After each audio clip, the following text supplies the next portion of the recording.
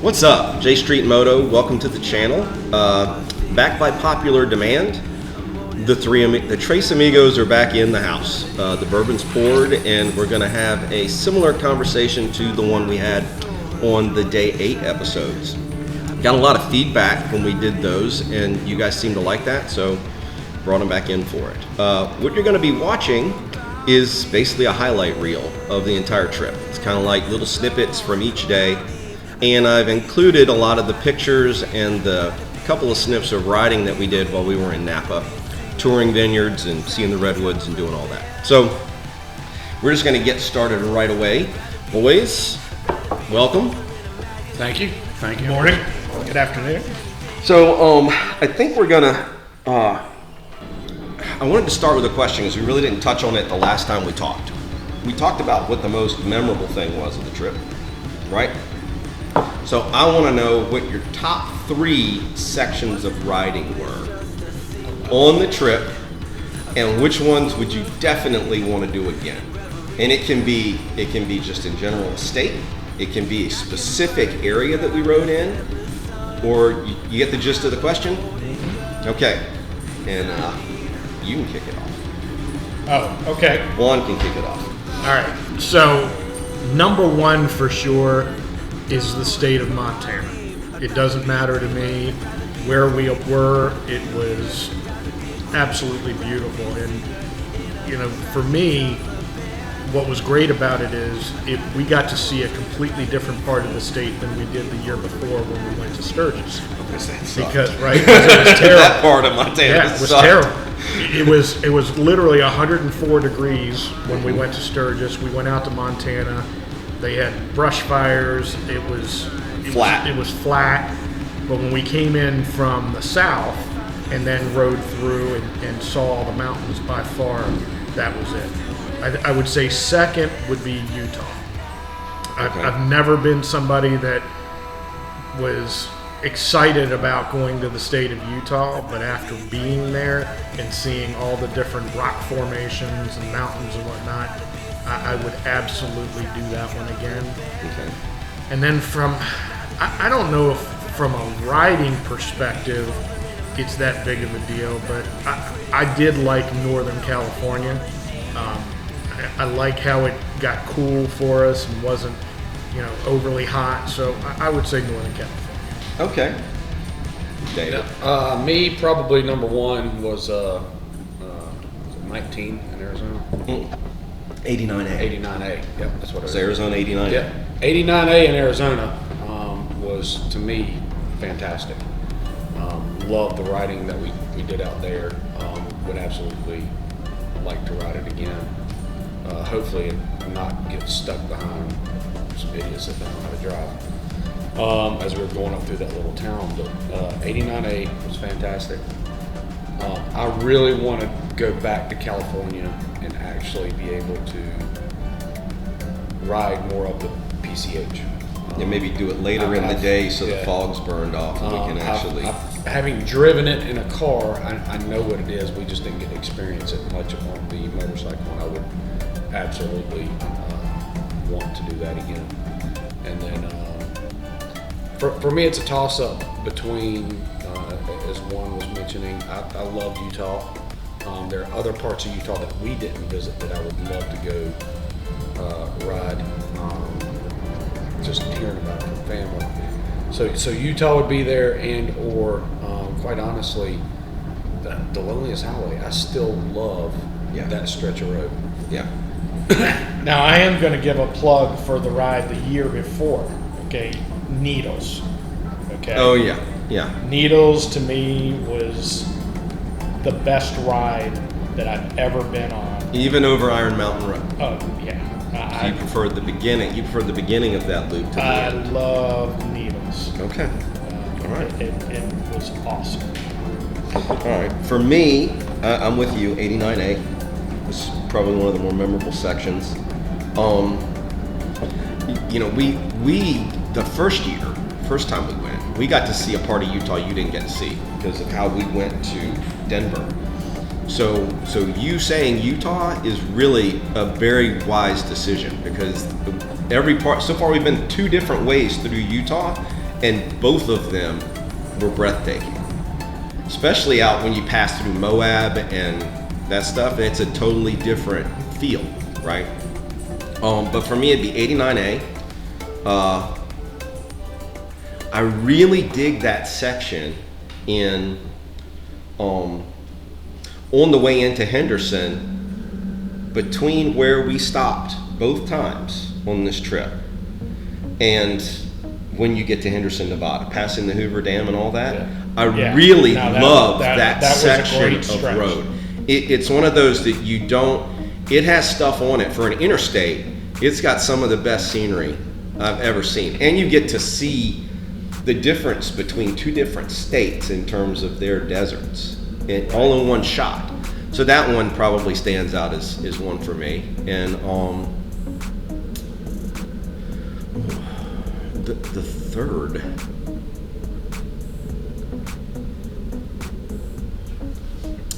I'd have to say Montana.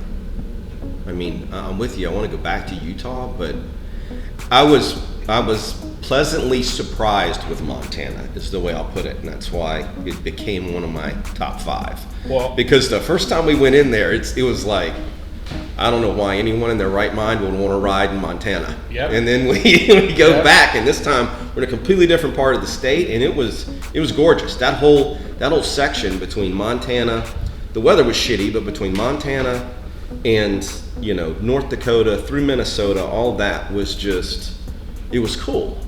But Montana would stand out for me. See, for me, Bozeman, Montana is a place that I would take Hasty to. Mhm. Like, not on a motorcycle. I would fly to Montana to be able to spend more time in Bozeman, because I thought in that little short period that we were there, it was a very, very cool town. It is. But It's got a Bozeman was good cool. feel. It's got a good Cool feel to it. Yep. We need to plug the hotel. Anybody remember the name? Oh, Yeah, Lewis and Clark. Lewis and Clark Hotel. Lewis and Clark Motel in Bozeman. was Can't beat it. No. The service was great. The accommodations were great.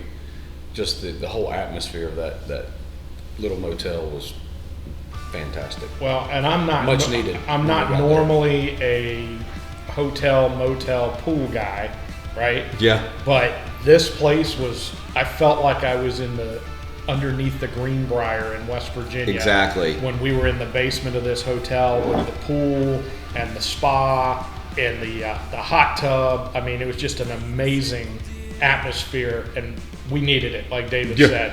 When we got there, We needed it. So, we all mentioned where we would go again, right? Mm-hmm. Okay. Is there, it's not a loaded question, I just want honest answers. Any disappointment from the trip at all? And if there is, what is it? And because that's going to lead into the next thing I want to know is, what would we do different? If you could go back and redo the trip, what would we do different? Not think about future trips, just this Yep. one. I'll let David go first on this one. Any disappointment? I honestly, kind of like I mentioned earlier, in one of the was when we got to the PCH to ride it. Yeah. The weather was so crappy, and it should have been expected. I should have realized it was going to be that way, but it was so foggy you couldn't see anything. And again, after having driven it before and been out there, knowing what it looks like when the weather was clear, that was disappointing. Yeah. We got to say we went out there and we rode part of it and we did it and we saw the ocean. Yeah. It was not the experience that I was wanting. Exactly. What about you? So, I was disappointed for both of you with the PCH. I was disappointed for me because it was my first time on it, and so I didn't know what I was missing, but I really, I was imagining if the fog wasn't there, how cool the ride was. A lot of twists, a lot of turns.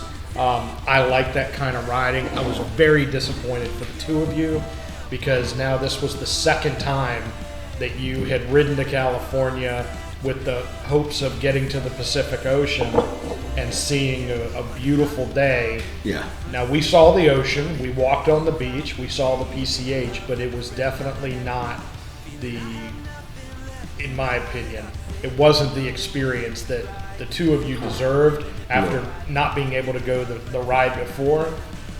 I think for me too is, I think there were things along the way that I wish we'd had more time to stop. Okay? On the way, I felt like on the way home, our ride was more relaxed. Yep.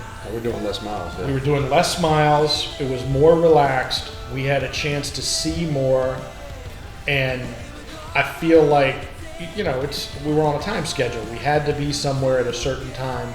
But I feel like that's probably what I would do differently is instead of knocking out 700-mile days, try to build in an extra day or so on the way out, so that we could do 500 miles. Well, and that's a function of. It's not a function of the schedule. It's a function of the total time we have for the trip. Right. That's what it has. And in this case, we couldn't add any time in earlier because you had conflicts with shit that you were having to do. So yeah, I think for me, PCH obviously, but I'm going to go a slightly different route. I expected more out of Route 66. Yeah. Now I still enjoyed the couple of gems that we found. Right, that motel was cool. The motel. Winslow was a pretty chill place. But what surprised me was you and I both talked about. Well, we were kind of near it. We were passing a bunch of the same stuff that we passed the first time we went, and at the time we didn't realize we were on, which you'd have to be on Route 66, and so it wasn't what I was expecting. Now, what I do different is maybe go the opposite direction, start going up through, start going back towards Chicago versus going west to see what it's like going that way. Because I think as you get into more populated areas, there's going to be more of the stuff still around. It's not going to be quite so. Well, and there's a part of Route 66 up in Illinois that we didn't hit. It's cobblestone. That is put back to the original cobblestone road or brick road. Brick road. And so it would be cool to see that part of 66 and that may be it, because both times we've done this trip, we've always gone down south first and come back via the northern route. Well, maybe the next time we do one of these trips, we go loop it the other way first, loop it the other way, and come back the southern route. And well, I think in both cases it was avoiding getting too close to Chicago, right? Yeah. I have no desire. Yeah. And that's the hard part, because honestly, if we could find the mental fortitude to just deal with the traffic going into Chicago, there's some really cool spots in Chicago, some cool places to go, where we could hang out and go get some really kick-ass bourbons and stuff like that. Have some really good food, but it's just Chicago.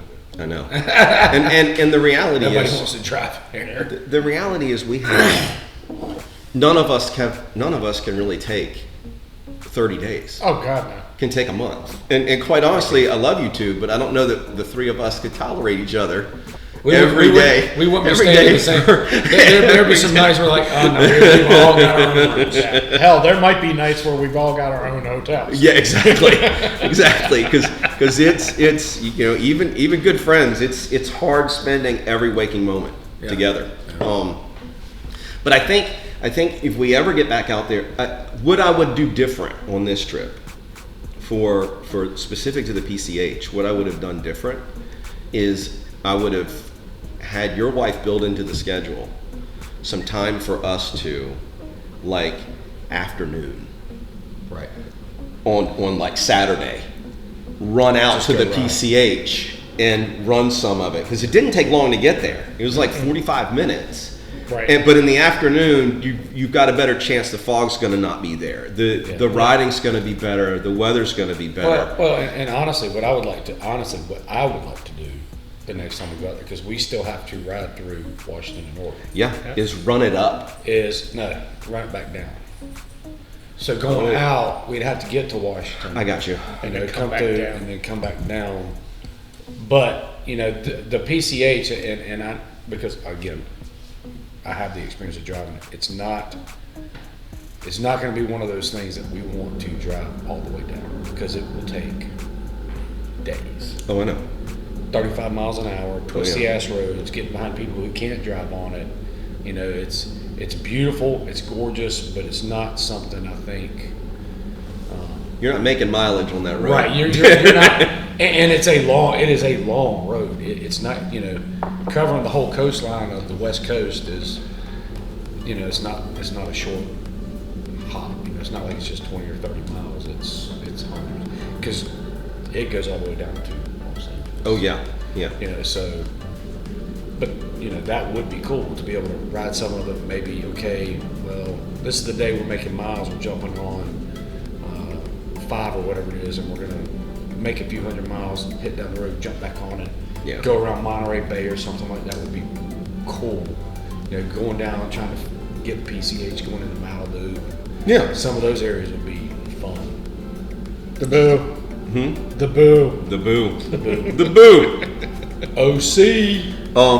So Orange County, baby.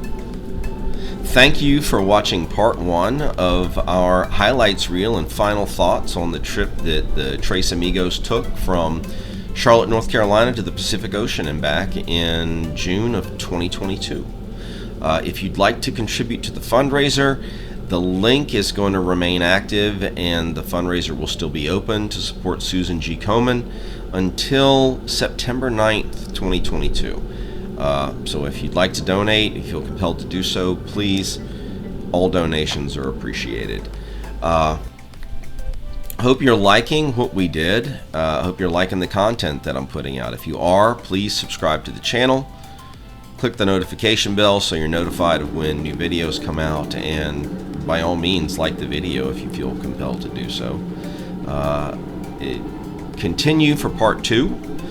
It's going to be linked on the end screen for this video, so you ought to be able to easily get there. And as always, ride safe.